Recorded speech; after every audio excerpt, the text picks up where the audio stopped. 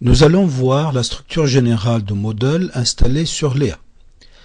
On accède à Moodle donc par Pédagogie, mes cours. Moodle, une fois qu'on a créé un cours dedans, il se décompose obligatoirement d'un titre. Vous mettez l'année, votre nom, votre matière, la classe concernée et éventuellement le RNE de l'établissement. La même chose en abrégé. Et ensuite, vous pouvez éventuellement donner un numéro d'identification à votre cours, par exemple. Un petit résumé. Vous gardez thématique. Vous dites le début du cours et la fin du cours. Ensuite, vous regardez le nombre de sections. Un cours contient des sections, ce sont des chapitres. Chaque chapitre contient des ressources et des exercices que les élèves doivent faire. Donc obligatoirement, vous avez votre nom, vous avez le nombre donc format thématique, vous avez le début du cours, affichez le carnet de notes au nom, comme vous le souhaitez. Ensuite, vous définissez le nombre de sections en sachant que tout ceci est modifiable plus tard. Exemple, vous avez mis 2 ici, vous en avez besoin de 5.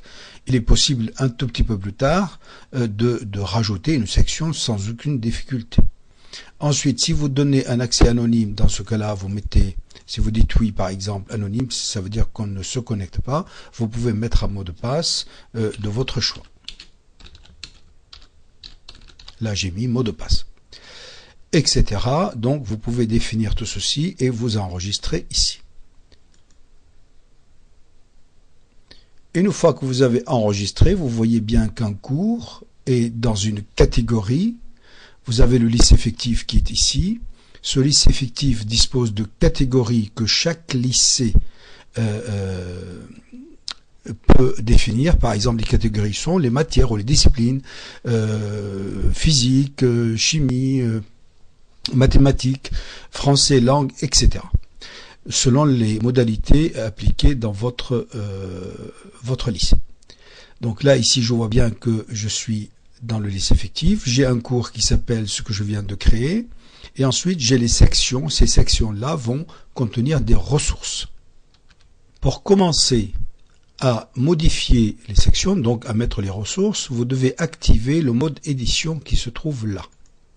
Une fois le mode édition est modifié, là vous avez la main sur les sections et vous pouvez faire un certain nombre de choses. Par exemple, si vous souhaitez mettre une ressource à disposition, vous cliquez ici, vous avez toutes les ressources qui sont à votre disposition là. Attention, ne vous perdez pas, car Moodle propose tout un tas de choses que généralement on utilise, éventuellement on n'utilise que des ressources particulières qui sont très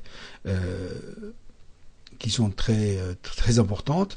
On commence par dire, par exemple, je veux une activité orale, je suis professeur de langue, alors là ça m'intéresse au plus haut point, je clique dessus. Il vous explique ici ce que c'est le nanogong, ça veut dire que là je vais l'ajouter et on va voir ce que cela donne. J'ai ajouté. Nom de cette activité, je vais l'appeler langue 1. Vous donnez la description, vous affichez la description de la page en cours, vous donnez l'ouverture et la date de rendu de votre travail. Et ensuite, vous donnez la durée pendant laquelle l'élève est capable de faire cette activité. 300 secondes ici, et l'activité pendant laquelle l'élève a accès à cette ressource, sinon il recommence. Nombre d'enregistrements autorisés, forcément vous devez préciser si vous souhaitez qu'il enregistre 2 fois, 1 fois. Ça c'est pour les collègues de langue. Et puis ensuite, donc, vous regardez l'ensemble, c'est pas très compliqué, il suffit simplement de lire. Ensuite, vous enregistrez, vous revenez au cours, ainsi votre activité Nanogong elle est bien ici, elle est bien affichée. Nous avons tout un tas de choses dessous pour y faire, notamment ceci.